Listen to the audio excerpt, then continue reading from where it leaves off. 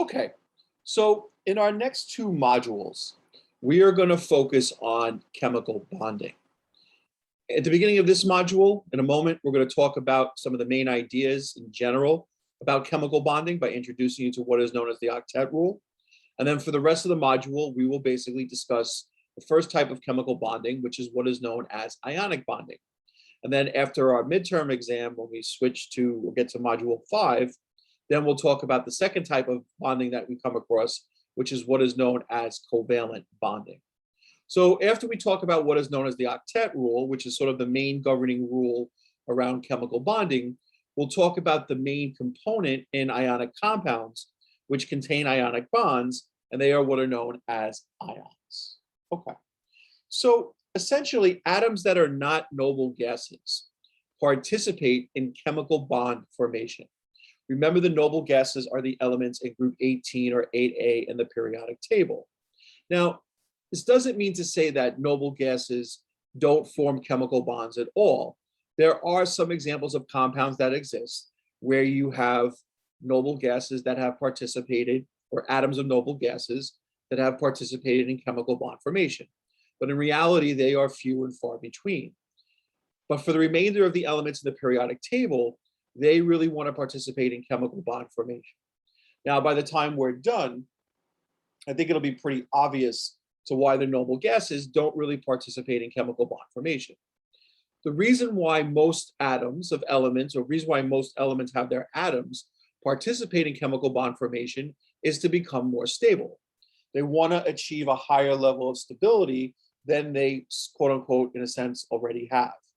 Now, what do atoms do essentially when they participate in chemical bond formation? Well, they either lose valence electrons, they either gain valence electrons, or they either share valence electrons. Now, we know what electrons are, but what specifically are valence electrons? Valence electrons are electrons, or the electrons, in the highest energy level in an atom. Going back to our last module, we talked about that the electrons are found in energy levels outside the nucleus, starting with the first energy level, second energy level, third energy level, so forth and so on. The electrons, and for every atom, the electrons that are in the highest energy level, they are what are known as the valence electrons. And the key thing about valence electrons is that the valence electrons are the only ones that participate in chemical bond formation. The rest of the electrons, which are essentially known as inner or core electrons, they don't participate in chemical bond formation. It's the valence electrons that do. Now, for the A group elements, and remember that A, of course, are the main group elements, 1A, 2A, 3A, all the way across to 8A. We could actually use the number next to the A to tell how many valence electrons the atoms of that element are going to have. Okay, so let me just take a look at the bottom of the slide here with an example. Suppose we were looking at phosphorus. So if you want to follow along, just pause for a moment and grab your periodic table. And honestly, you should have your periodic table throughout the different videos in this module, and really for the rest of the modules you come across. Phosphorus has an atomic number of 15. So we know that there's not only 15 protons, but phosphorus also has 15 electrons. If we were to look at the electron energy level arrangement for phosphorus, we would have 2 electrons in the first energy level, 8 electrons in the second energy level, and 5 electrons in the third energy level.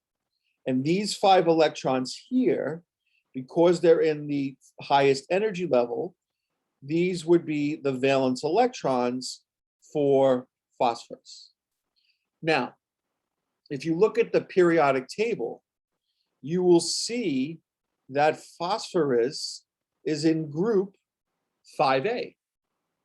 So instead of writing out the electron energy level arrangement, if we just recognize that phosphorus is in group 5A from the periodic table, we would know that phosphorus has 5 valence electrons.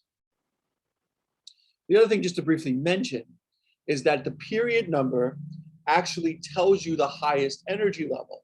So if you take a look at phosphorus, phosphorus is in period 3, and notice that the highest energy level for phosphorus is the 3rd.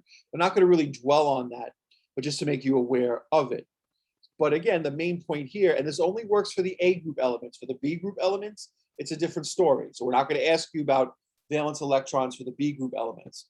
But for the A group elements, we can use the group number next to the A to tell how many valence electrons the atoms of that element are going to have. Okay. So there are two types of chemical bonds that we come across. The first are what are known as ionic bonds. Ionic bonds occur when atoms of one element lose their valence electrons, and the atoms of another element gain these valence electrons. So essentially, ionic bonds results from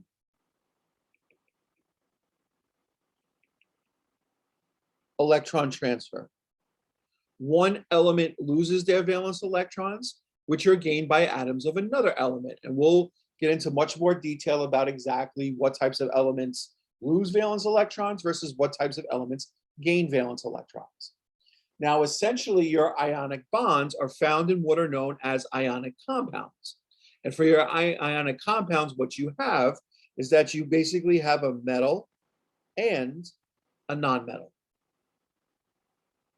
And we know from our discussions in the previous module where to find or what elements are metals and nonmetals based on their positioning in the periodic table. On the other hand, we have what are known as covalent bonds. And covalent bonds occur when atoms share valence electrons. So they don't gain or lose, they share with each other. Where do you generally find covalent bonds? You generally find covalent bonds in covalent compounds. And essentially, your covalent compounds are made up of non-metal atoms. Right? They generally are made up of non-metal atoms. Okay. Now, essentially independent of whether you're forming an ionic bond or a covalent bond, the reason why atoms are participating in chemical bond formation is to become more stable. And the underlying rule about how many electrons are going to be lost, gained, or shared is based on what is known as the octet rule. The octet rule states that most of the elements in the periodic table participate in chemical bond formation, whether it be ionic or covalent, in order to achieve 8 valence electrons, right? When you think about octet, octet essentially refers to what number? 8. See if we can write that a little bit better. Right? Octet essentially refers to 8.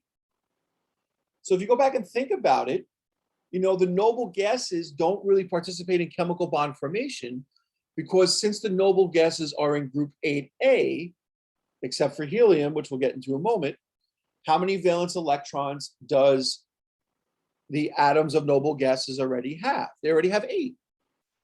So they don't want to gain, they don't want to lose, they might share, but that would be the best case scenario. And they're probably not too happy about it. They just want to be left alone. But for the rest of the elements in the periodic table, they don't have 8 valence electrons. And that's their goal. Their goal is to get to this magic number of 8 because there is a good deal of stability associated with having 8 valence electrons. That's what experiments have shown. Now, 2 elements where we have this exception to the octet rule, and they are hydrogen and helium. For hydrogen and helium, especially hydrogen, because remember, helium is a noble gas, but for hydrogen, the goal in terms of forming chemical bonds is not to get to 8 valence electrons, the goal is to get to 2. In fact, hydrogen cannot have 8 valence electrons. And the reason why is that for hydrogen, the highest energy level is the first energy level. And if you remember back to our discussions in the previous module, what's the maximum number of electrons you could have in the first energy level? It's only 2. So in other words, hydrogen can't have 8 valence electrons. The maximum number of valence electrons hydrogen could have is 2, because its highest energy level is the first.